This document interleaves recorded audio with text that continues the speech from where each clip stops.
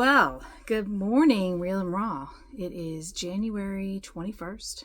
We now have our president in office. He was just inaugurated yesterday, President Donald John Trump, and we are very excited about that. So, I am down here in our garage, and it is a very cold day here in Georgia. We do not have any snow like the southern parts of Georgia.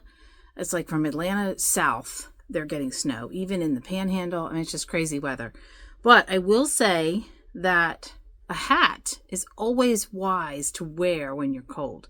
If you keep your head and your ears warm, we used to have a log cabin, and when it would get cold, I would wear a hat to sleep. And it does make a difference, so try it. I'm looking at my thermometer that we keep down here. I don't know if you can see that, but it is... there it is, 47.8 with a 48% humidity.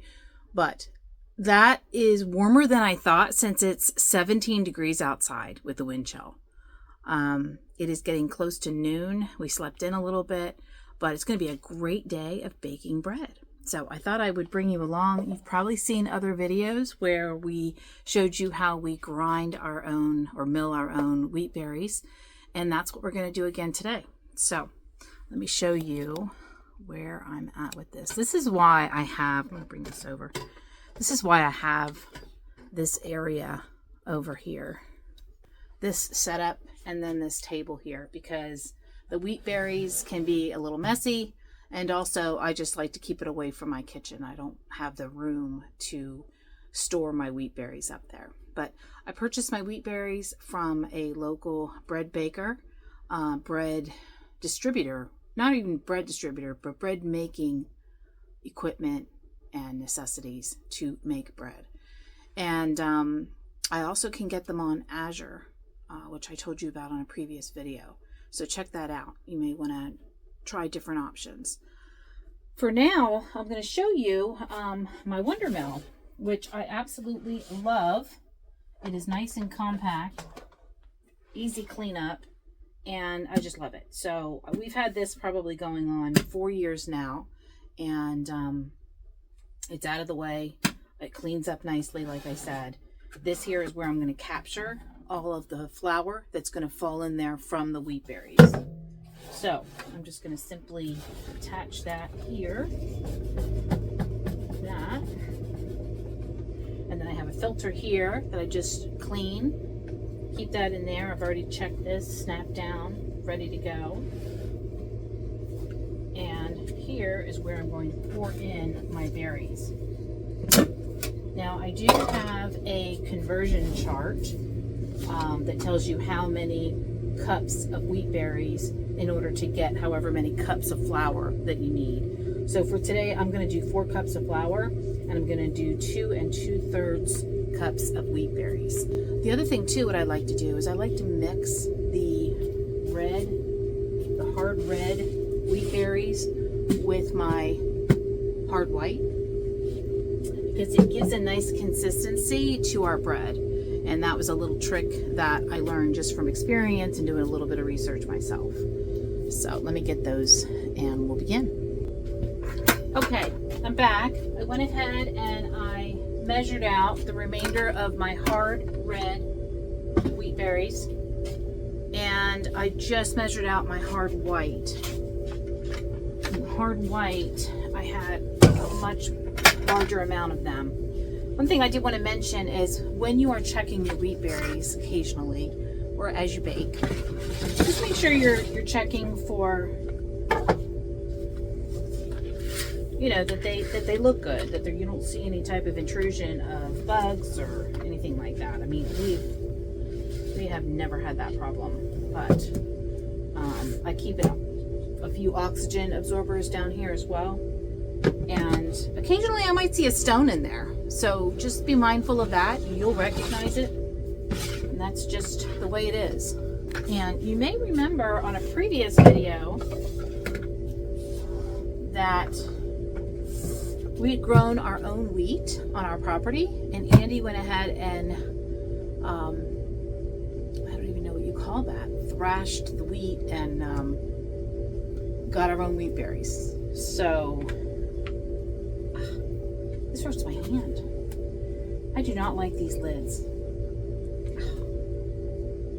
So I think what we're going to do is we will show you on another video if we're able to make bread from the harvest of the wheat berries from this past summer. I want to say it was this past summer that we did this, so I'll have to look.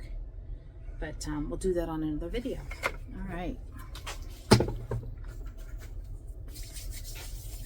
Okay, so this is going to get a little noisy. It's a nice noise though. It's not, you know, too loud for me, but on the video you might not like that.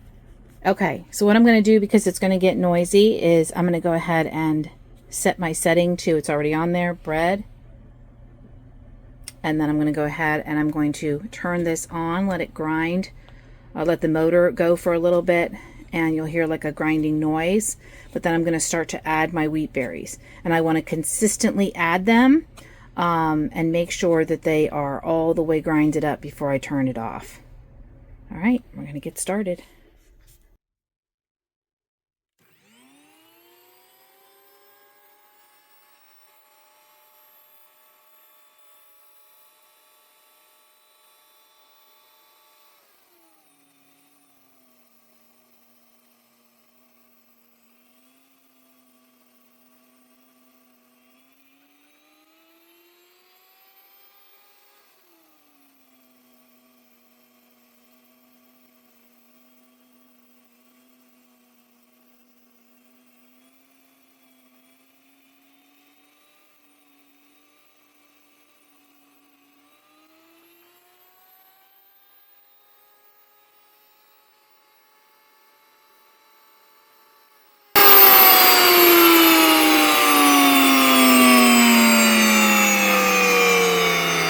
Hey guys, as that slows down, you may have seen that there was a few berries that fell out of there because I wasn't paying attention. But nonetheless, all my wheat berries have milled up and my flour is contained in this canister.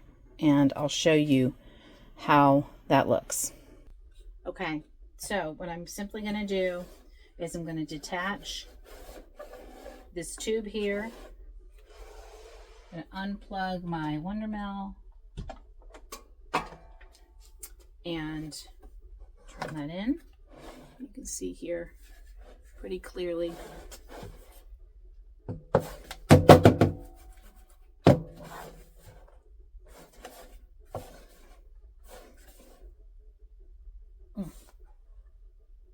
It's hard to open things when you're cold. Your hands just don't work the same, but there you go.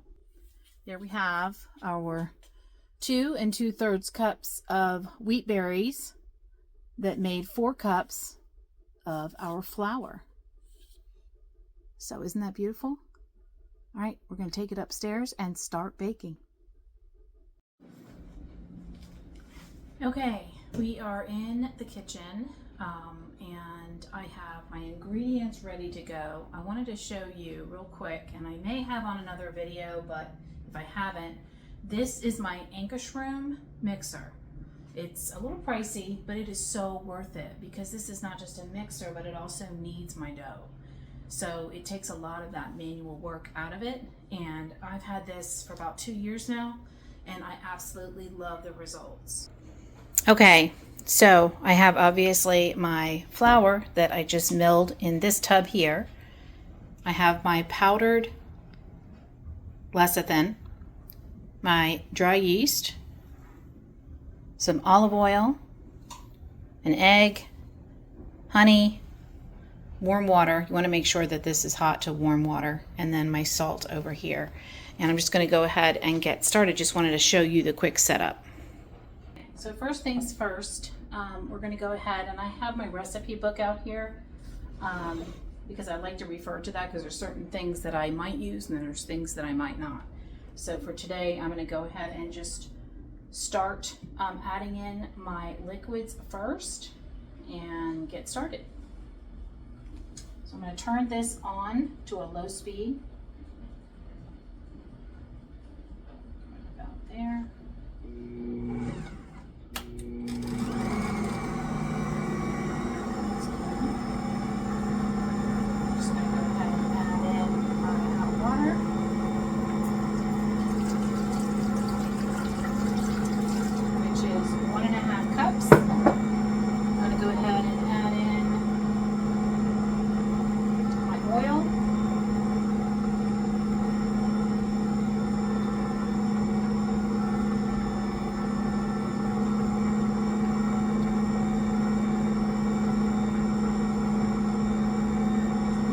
how quiet this is. I really like this anchor shrimp.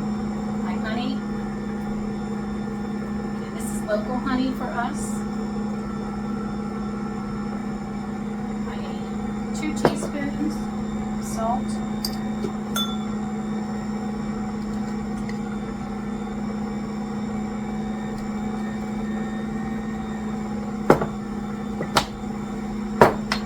Okay, I'm going to go ahead and add in an egg. I like to crack my eggs prior to putting them in, just to see what they look like. Make sure that they have a nice color to them.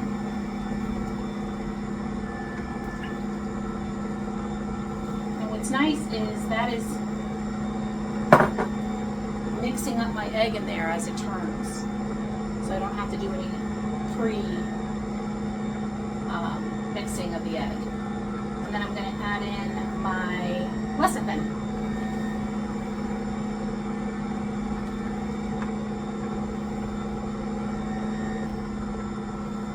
So I'm not going to add in any rice bran extract or gluten.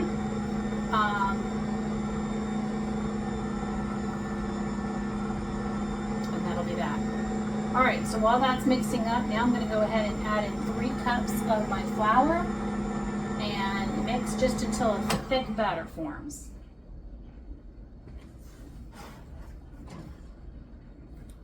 Now I'm going to go ahead and I'm going to start adding my flour, and I'm going to start with adding 3 cups first.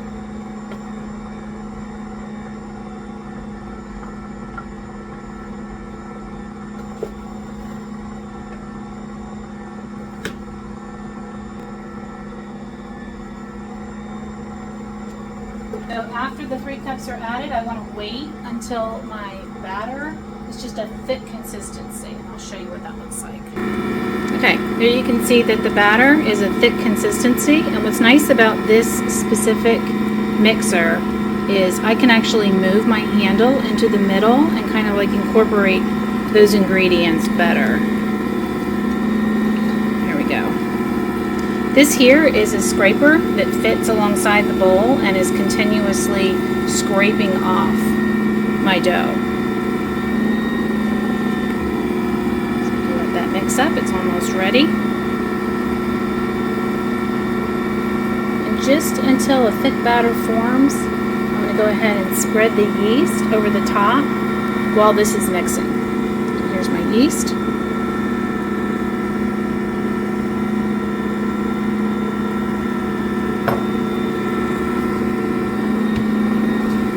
Get that mixed in there.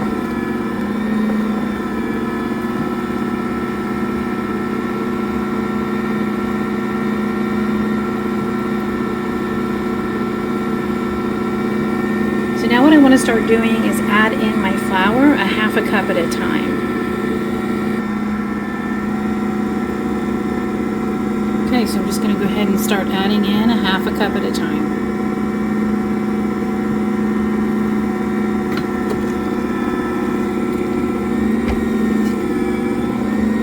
Incorporate that a little bit.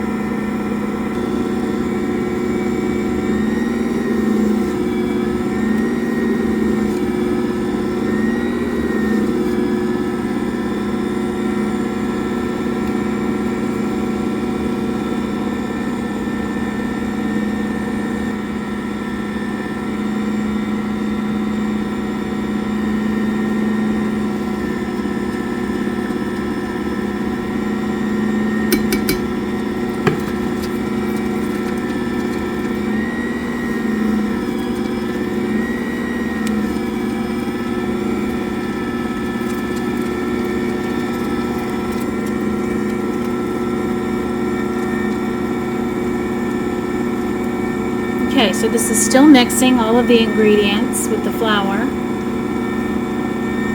And again, I want to make sure that this batter is just enough of the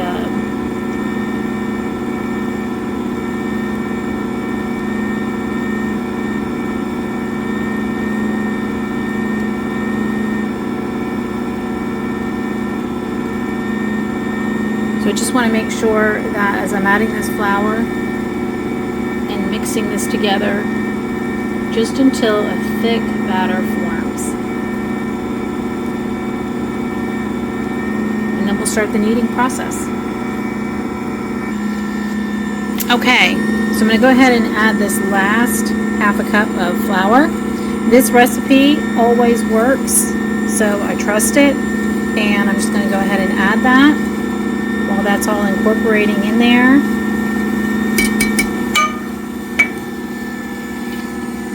What I do like to do with the Ankestroom is once I start that whole kneading process, which will be here shortly, I like to adjust my handle here just to about half an inch to an inch from the bowl while it starts that kneading process. And you can see here the scraper is literally like taking off the dough and guiding my dough around the bowl.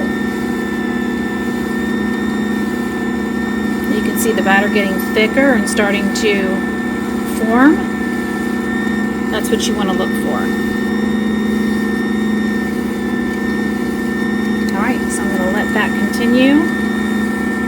And then I'm going to start the kneading process at a setting of 12 minutes. This is my timer here, and then this is my setting.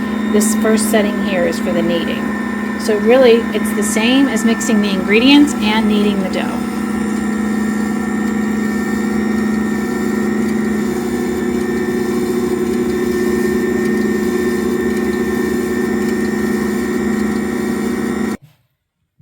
Okay, once you get your dough to the right texture,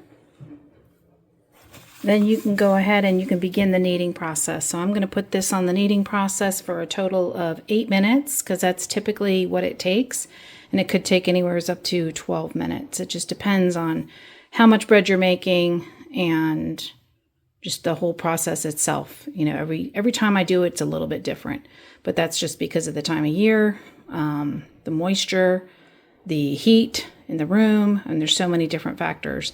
So I'm going to go ahead and continue and start the kneading process. All right.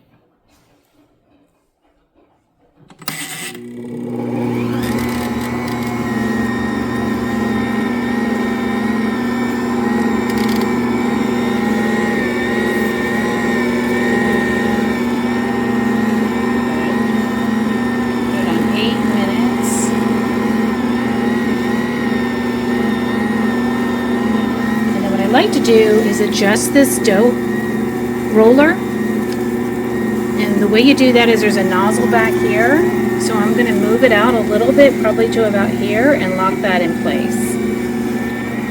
Alright. Okay guys, I have the speed on medium. You can see that that is forming my dough. Moved my handle away from the side, so my dough roller is about a half an inch to an inch away. Okay, so what I've done is I've separated my dough into 2 pieces. I'm going to go ahead and knead this a little bit into a nice loaf and get them in my pans. Okay, so I've got both my loaves here. They're going to sit in this glass loaf pan with my parchment paper, and I'm going to go ahead and throw a towel over these and let them rise to half their size, and I'll put the timer on for an hour.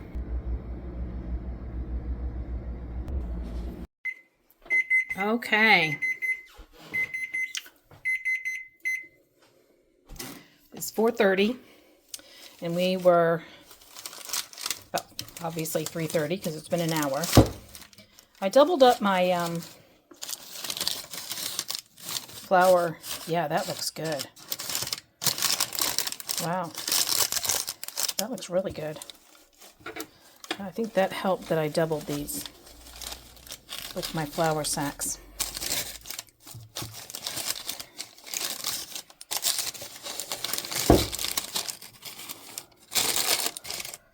Yeah. All right. Okay, what I noticed, and I did this last time, but it worked. So definitely, read your recipe and follow the instructions. But I went ahead and I cut these right after I took them out of the bowl and kneaded them and made my bread forms without letting it rise first and then cutting it. So what it did was basically did the same thing. So I was just telling my husband that I did this before and it worked. So I'm going to continue on with getting my oven preheated to 350.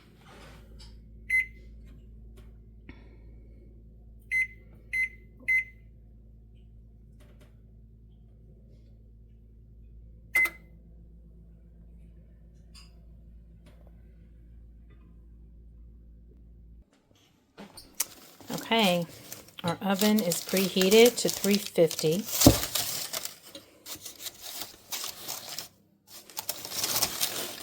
And I'm going to go ahead and get these in the oven.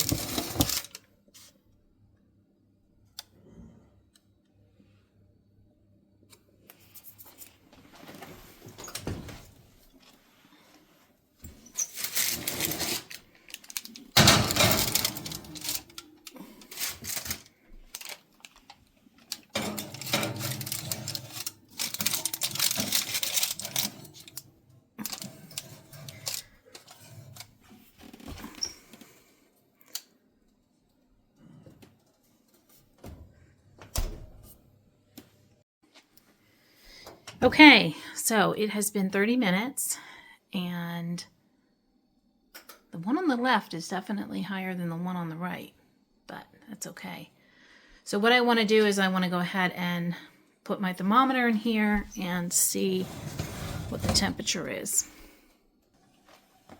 Okay, we want them to be at least 190.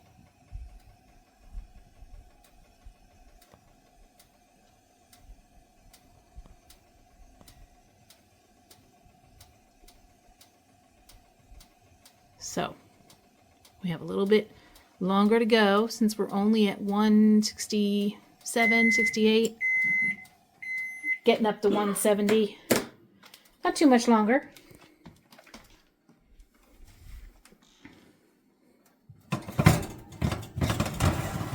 Okay, we'll check in a little bit.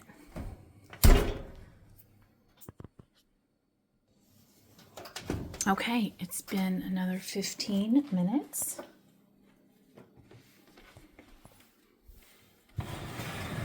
I'm gonna go ahead and check the temperature. That didn't come on.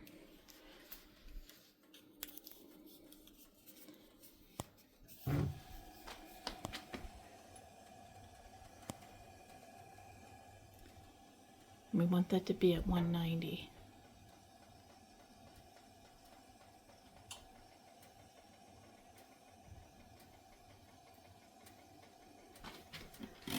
Our oven does not heat up as quickly as we'd like.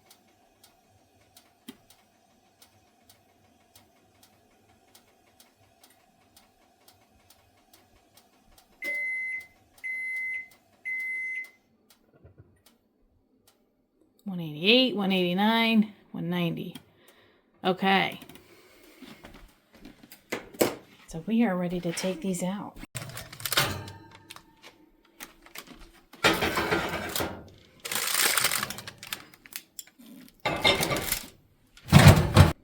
Okay.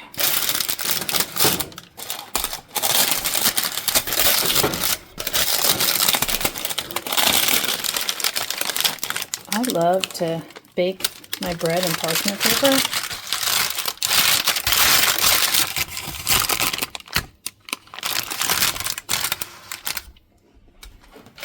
It just prevents any type of really cleanup.